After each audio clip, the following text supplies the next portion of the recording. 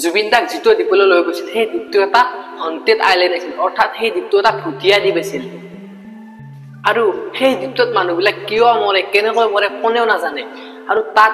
যিটো ৰিপৰ্ট ওলায় সেই ৰিপৰ্টত ড্ৰয়িং দেখায় অৰ্থাৎ মানুহবিলাক ডুব গৈ মৰা বুলি তাত ৰিপৰ্টত ওলায় আৰু এই কথাটো মই নাই কোৱা এই কথাটো কৈছে জুবিন দাৰ পত্নী অৰ্থাৎ গৰিমা গাৰ্গ হন্টেড জেগা বুলি কয় তেনেকুৱা এখন ঠাই আৰু সেই সাগৰৰ পানীখিনিত কিবা এটা আছে তাত আগতেও বহুত ঘটনা হৈছে আৰু তাত কি কাৰণে মানুহ এনেকৈ ডুবি যায় হেৰাই যায় মৃত্যু হয় তাৰ কোনো কাৰণ নোলায় সদায় ড্ৰাউনিং বুলি এটা ৰিপৰ্ট আহে গতিকে তেনেকুৱা এখন মিষ্টেৰিয়াছ জেগালৈ জুবিনক কিয় নিব লগা হৈছিল আৰু যেতিয়া মই সেই দ্বীপটোৰ ওপৰত এটা ৰিচাৰ্চ কৰিলোঁ আৰু এনেকুৱা কিছুমান কথা গম পালোঁ না শুনি আচৰিত হৈ গ'লোঁ মই একদম পুৰা নাজানো কেনেকুৱা ধৰণৰ কলা শক্তি এটা তাত আছে আৰু তাত যিবিলাক মানুহৰ মৃত্যু হয় তাত এটাই বস্তু দেখা যায় সেই মানুহটো অকল ডুব গৈয়ে মৰিছে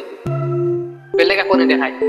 ৪৫ বছৰীয়া এজন ল'ৰা যিজন ল'ৰাই সাঁতুৰি থকা সময়ত হঠাৎ নোহোৱা হৈ যায় তাৰে ৩ দিন পিছত সেই দ্বীপটোতে তাৰ মৃত শৰীৰটো পোৱা যায় তেওঁ দ্বীপত জুবিনদাৰ লগত এই ঘটনাটো ঘটিছিল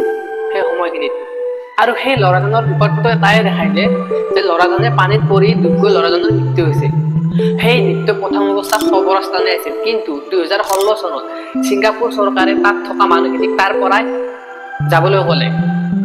আৰু শেষত যিটো পৰিয়াল তাত ৰৈ গৈছিল আৰু ছিংগাপুৰ চৰকাৰে সেই পৰিয়ালটোক তাৰ পৰা লৈ আহিল আৰু এই দ্বীপটো প্ৰথম অৱস্থাত আছিল কবৰস্থান তাৰপিছত যেতিয়া ১৮১৯ চনত ছিংগাপুৰত ব্ৰিটিছ চৰকাৰে আহিলে তাত সেই দ্বীপটো তেতিয়া ডিস্কভাৰ হৈ গৈছিল আৰু তেতিয়া ব্ৰিটিছ চৰকাৰে তাত এটা গেম খেলিলে আৰু এই খেলাখন কিন্তু সাধাৰণ খেলা নাছিল আৰু এই খেলাখনৰ নাম আছিল দ্য হিউমেন চেছবোৰ্ড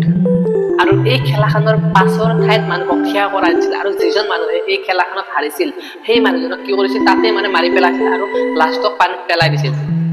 আগৰ দিনৰ মানুহবিলাক যেতিয়া কলেৰা মেলেৰিয়া এনেকুৱা ধৰণৰ বেমাৰবিলাক হৈছিল তেতিয়া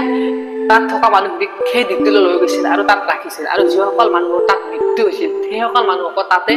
একেলগে পুতি থৈছিল আগতেতো সেই দ্বীপটোত মানুহে বসবাস কৰিছিল গাঁৱৰ নিচিনা আছিল আৰু যেতিয়া ১৯০৪ আৰু ১৯১৪ এই চন দুটাৰ মাজত এটা এনেকুৱা ভয়ংকৰ জুই জ্বলিছিল সেই দ্বীপটোত গোটেই দ্বীপটো পুৰি চাৰখাৰ হৈ গৈছিল আৰু সেই জুইটোতে কি হৈছিল ৬,০০০ মানুহৰ মৃত্যু হৈছিল তাত পুৰি মৰিছিল ৬,০০০ মানুহ ভাবক কিমান ডাঙৰ জুই লাগিছিল সেই দ্বীপটোত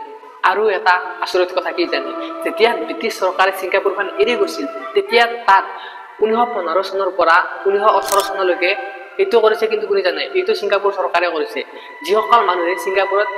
মদ চদ খাইছিল আৰু তাৰ ফলত বেমাৰ হৈছিল সেইসকল মানুহক ছিংগাপুৰৰ সেই দ্বীপটোলৈকে লৈ গৈছিল আৰু তাত মৃত্যু হোৱা মানুহে তাতে একেলগে পুতি থৈছিল যেতিয়া ২০১৬ চনত সেই দ্বীপটো সকলোবোৰ মানুহে এৰি গুচি গ'ল কিয় থাকিব তাত এনেকুৱা ধৰণৰ ঘটনাবিলাক ঘটি থাকিলে তেতিয়া ছিংগাপুৰ চৰকাৰে সেইটো পিকনিক প্লেচ বনাই দিলে গম পাইছেনে